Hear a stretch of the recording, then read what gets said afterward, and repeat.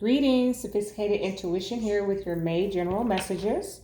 This is going to be for the sign of Libra. So we're just going to go ahead and get started.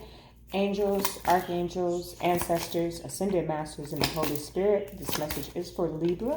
What is it that they need to know for the month of May? Oh, wow. Woo. Okay.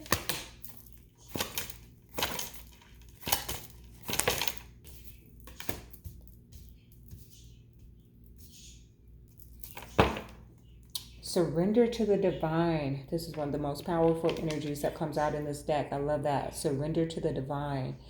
Beautiful. So that just says to me that you're in a place, a space in your life where you're just giving it to God. Okay. Just giving it up to the divine. Okay. Just allowing the divine to orchestrate your life. Okay. I love that. And if you're not, then that's the suggestion. That's the guidance here. Beautiful. Okay.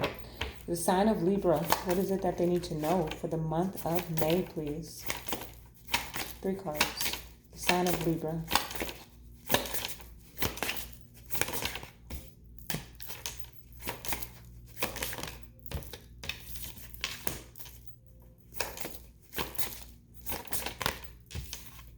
Too many, but that's Queen of Pentacles and 8 of Pentacles. So you're working on your money.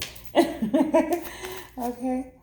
Working on stability is what I heard. Thank you. Okay. Amazing. Okay. 7 of Wands. Okay.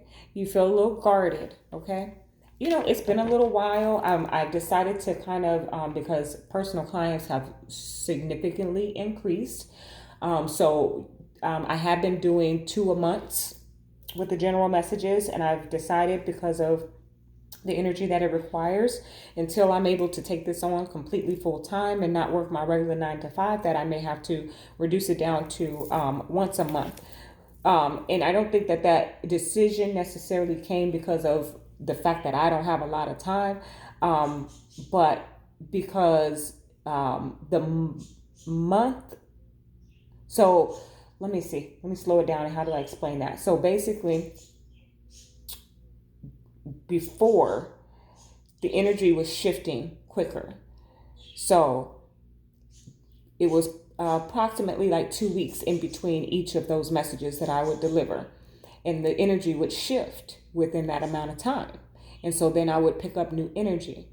But as of late, it seemed to be the full lunar cycle. Okay. So from full moon to full moon, or new moon to new moon, however you want to look at that. And so I was like, okay, well, the same energy is coming out. Doesn't make sense to do multiple messages because you're going to get the same information. So I feel like, Libra, you're in a space here of setting your standards, setting your boundaries, setting limits, determining what's going to be best for you and for those around you. Okay. So long story to help that resonate for you. But it just feels like with that surrender to the divine, I'm just giving it up. I'm giving up to God. I got to set my sacred space here. That's kind of what I'm getting with those 2 energies at the bottom. All right, let me clarify for you. For Libra, what is it that they need to know for the month of May, please? For the sign of Libra. Yeah. Okay, for the sign of Libra. Thank you. Beautiful. Sign of Libra, what is it that they need to know? Okay, absolutely amazing. Look at this. 5 of Wands. You know what? The 5 of Wands can be about chaos and conflict and confusion. And if you have any fights going on, that would make sense why you want to, why you have your guard up. Okay. But I really just feel like you're fighting for your peace here. Okay.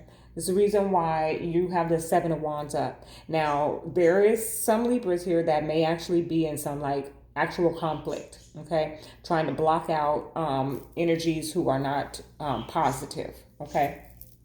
Because we have that 7 of Wands and 5 of Wands, and it's suggestive of like standoffish. Okay. Back up, bruh. Or even come at me, bruh. So either way, we are in a space of like, leave me be. Okay. Okay. So a new romantic cycle begins. Libra scales here. Okay. I do feel like, Libra, this message for you today is about yourself, about self-love. Okay. About loving yourself first. Okay. getting to know yourself, setting your boundaries, getting some balance in your life. That's what's coming in for you in the month of May. Okay, this new romantic cycle is falling in love with yourself. Okay, now for some of you, this is about a new partnership, perhaps.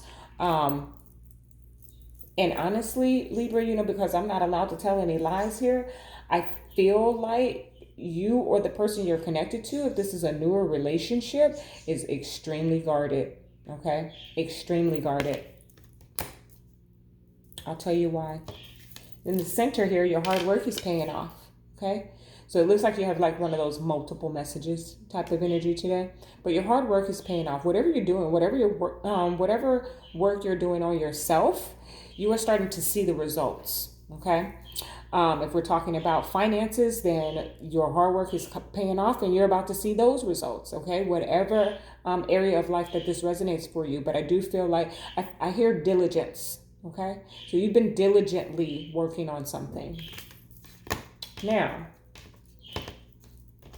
work through your fears came out. It came out for a few people. So I do feel like there's a little bit of shadow energy, a little bit of shadow work that is going on in the collective as a whole. Okay. I'm hearing like spitting out. It's reminding me of like, I love sunflower seeds. Okay. But I just want the seed. But I do enjoy the package that comes without the shell. But my preference is the shelled sunflower seeds. However, I'm trying to get to the seed. I don't want to eat the shell. Okay. So I have to spit out the shell. So this is kind of the energy that I'm getting. Work through your fears. Spit out the shells. Okay. To get to the seed. Okay. I hope that makes sense for y'all. Look, Page of Swords, Seven of Wands. A couple of messages coming out here.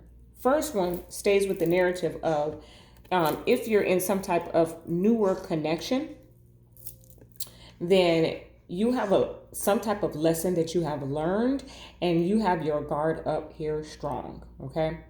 Not entertaining any BS, really not even allowing this person into your sacred space. Like you are really they're trying to get to know you and you're like, no, I'm only going to give you a little bit, okay?